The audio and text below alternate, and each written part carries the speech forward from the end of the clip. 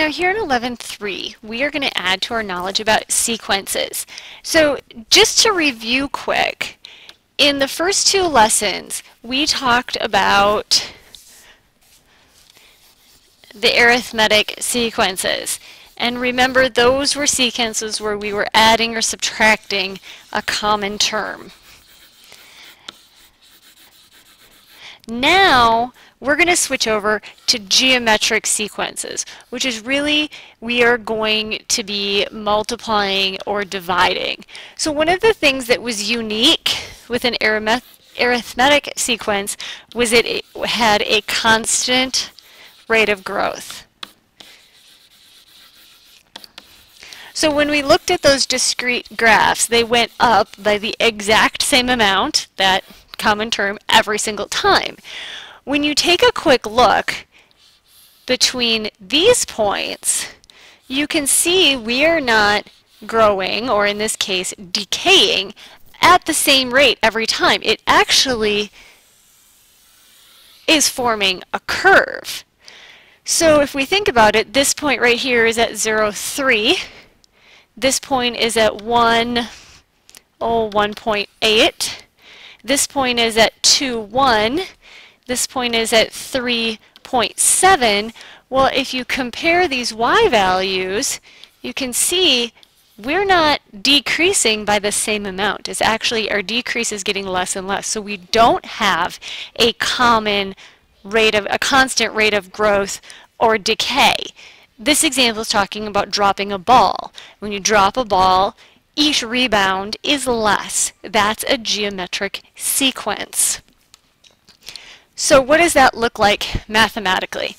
A geometric sequence is a sequence in which each term after the first is found by multiplying by our constant. So here, r is our common ratio, and we are going to be multiplying. So a key term that we're looking for here is r is our common ratio. In our arithmetic sequences, we had d was our common difference. Here we have a common ratio, and ratio should make you think about multiplying. So finding the next term. Now, one other thing you want to think about here is what that r does. So if you multiply by r that is greater than 1, your sequence is going to grow. Your numbers are going to get bigger. If you multiply by 2 each time, your numbers will get bigger. If r is something less than 1, like a fraction, you are going to have a decrease each time. If you multiply by 1/2, things are going to get smaller. So that's where your number sense is going to come to play. So when we look at this, we're finding the next term. So 324, 108, 36, 12, what happens? So what's happening each time? Well, we're getting smaller, so we are going to think about multiplying by something that's less than 1. How would we go about finding that? Well, there's a formula. And that formula is right here, and something you should put on your cheat sheet.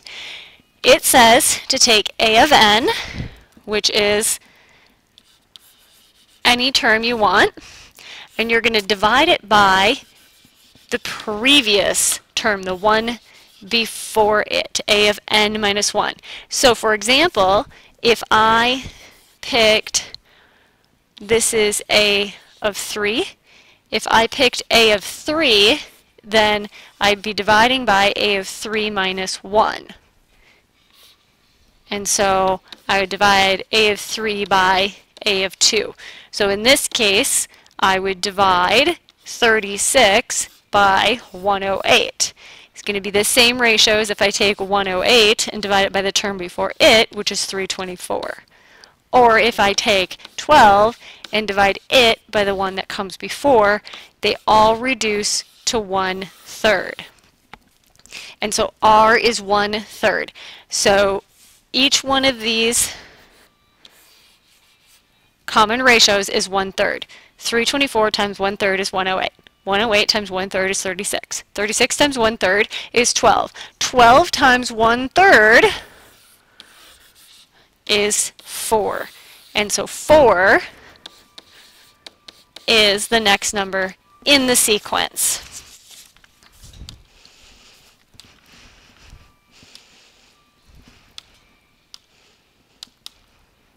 So, if we need to find a particular term, now finding a particular term, remember that's usually we're trying to find a sub n. We are going to get another formula. And just like we had our basic formula for arithmetic sequences, this is our basic formula for geometric sequences. What do we need to know here? We have our first term, just like always. We have our common ratio.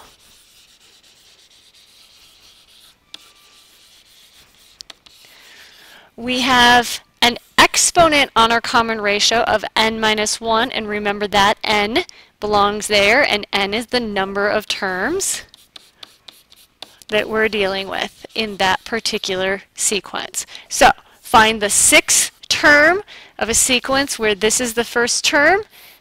Here is r, so we really want a sub 6. That means that n is 6. So plug and chug away. So a sub n is what we want. That's equal to my first term, -3. My common ratio, -2, to the 6 minus 1 power. So I have 3 times -2 to the 5th power, which is 3 times -32. -3 times -32, which is a sub 6 then becomes 96.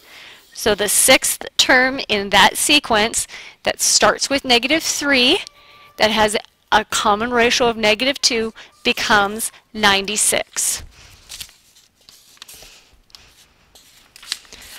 So if we're writing an equation, we are still going to use our basic formula.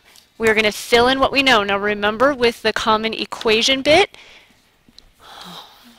you want to leave a variable. Okay? You want to leave the unknown in it. So what do we know? We know that A1 is 5. We need to figure out what is R. Well, R is a term divided by the one that came before it. So if I take A sub 2, I would divide it by A sub 1. So 10 divided by 5 is 2. Does that make sense? Is it getting bigger?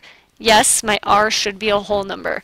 So then I go to my formula, and any term I want to find in the future is going to be equal to the first term times 2 to the n minus 1. And that is your equation. You can't simplify anymore. That's your answer. So for example, once you have that, I could say, well, find the 100th term. Well, I don't want to do 100 terms, so the 100th term means that n is 100, substituted in, so the 100th term is 5 times 2 to the 100 minus 1, 5 times 2 to the 99th power. Thank goodness for calculators. And that ends up being some ginormous number, like 3.17 in scientific notation times 10 to the 30th power. So we certainly wouldn't have wanted to figure that all the way out. Geometric sequences are going to get very big or very small very quickly. They don't have that same growth pattern that we saw in the arithmetic sequences. So, find a term given the third term and the ratio. Well, what do you do if you're given things in the middle? So find the seventh term. So we want a sub 7, which means n is 7. We're given a sub 3, and we're given r. So this is a two-step problem. We first need to find a1 because our formula hinges on a1. So if we go to our basic formula, which is a sub n is equal to a1 r to the n minus 1, we have everything except a1. So by substitution, this time we have 3. So if we know a sub 3 is 96, that means n equals 3. We can substitute. So we have 96 is equal to a sub 1 times, our common difference is 2, to the 3 minus 1. So I have 96 is equal to a sub 1 times 2 squared. 96 is equal to a sub 1 times 4. Divide both sides by 4, and a1 is 24. Once I know that, then I can go ahead and find a sub 7. So then I use the same formula. What is a sub 7 equal to? It's equal to the first term, 24, times 2 to the 7 minus 1. So the value of a7 is 24 times 2 to the 6th, which ends up being 1,536. Which also makes sense because it's growing and it's getting bigger like I expect my sequence to. The last concept here is the geometric means. Now, again, we're talking about the missing terms between two non-consecutive, not in a row, of a geometric sequence. So find the 3 between 3.19 and 49.92. So we have 3.12, 1, 2, 3, 49.92. We need to figure out what goes in there. Now, there's no way to cheat on this one, and so we have to do it, not really the long way, but we have to work through the formula. So to do this, we really need to find r. That's what we need. So if we go to our formula of a sub n is equal to a1 r to the n minus 1, if we know everything but r, we can solve. This is a1, 1, 2, 3, 4. This is a5. And so I can use that value in my formula. So it's going to look something like this. If I let a5 be 49.92, that means n is 5, and a1 is 3.12, I know everything I need to know. So I have 49.92 is equal to 3.12 r to the 5 minus 1. So that means I have 49.92 is equal to 3.12 r to the 4th. Divide both sides, and I end up with r to the 4th is equal to 16. Now I undo the 4th power by taking the 4th root. Even roots, you always have plus and minus. If you go to your calculator, or if you remember, 16 is 2 to the 4th, and so r is plus or minus 2.